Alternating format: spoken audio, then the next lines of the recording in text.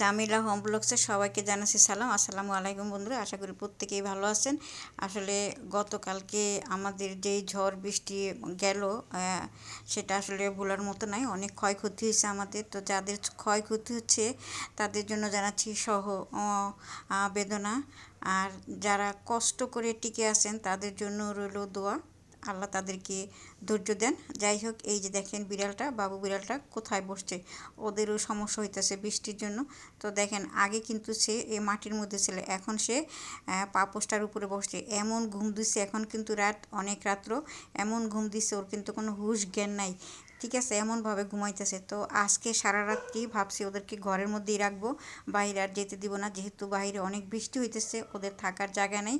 এবং ও শুধু এখানে না, কালাচানও আছে, কালাচান পর্দার পিছনে আসে, কালাচানও খাটের নিচে ঢুকছে। এই যে দেখেন, এখন কিন্তু এই যে দেখেন মাটির মধ্যে কিন্তু আছে। প্রথমে কিন্তু সে মাটির মধ্যে ছিল, তারপরে সে পাপোশটার উপরে উঠে ঘুমাইছে। যাই হোক, কিচ্ছু করার নেই, বিড়ালগুলোতে যেহেতু সবসময় খাবার দাবার দিয়ে একটু মায়া লাগে। এই যে কালাচান আছে এই পর্দার পিছনে, তো তারা সারা রাত্রি আজকে এইখানে থাকবে।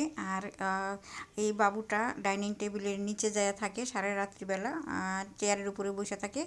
আর কালাচান থাকে খাটের নিচে। তো দুইজন দুই জায়গায় সারা রাত্রি ঘুমাইছে, ভালো মতোই ঘুমাইছে, ওদেরকে ডিস্টার্বও করি নাই। তো ওদেরকে খাইতে দিছিলাম, সেটা ওরা খায় নাই। দেখেন কি সুন্দর করে ঘুমাইছে, একদম নিরাপদভাবে ঘুমায় থাকে ওরা। এই ঘরটার মধ্যে আসলে নিজের দিকে খুব নিরাপদভাবে।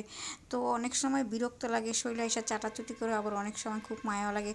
তো আমি বাসাটা ছেড়ে দেওয়ার প্ল্যান করতেছি। আসলে খারাপ লাগতেছে যে যদি বাসাটা সত্যি সত্যি ছেড়ে দিই, আসলে এই বিড়ালগুলোর অনেক সমস্যা হবে। যাই হোক, সকালবেলা ঘুম থেকে উঠে যার যার মতো তারা আবার বাহিরে চলে গেলো। দেখেন সবগুলো বিড়ালই কেমন জানি একটু চুপসা চুপসা গেছে, কারণ কালকে সারা রাত্রি বৃষ্টির মধ্যে এক একজন এক এক জায়গায় ছিল। তো সবারই আসলে মন মানসিকতা খারাপ, কেউ ভালো নাই, সবাই চুপচাপ ঝিমাইতেছে, বসে আছে যে কখন খাবার দিবে, খাবারের অপেক্ষায় আছে। তো আজকের মিনি ব্লগ এই পর্যন্ত।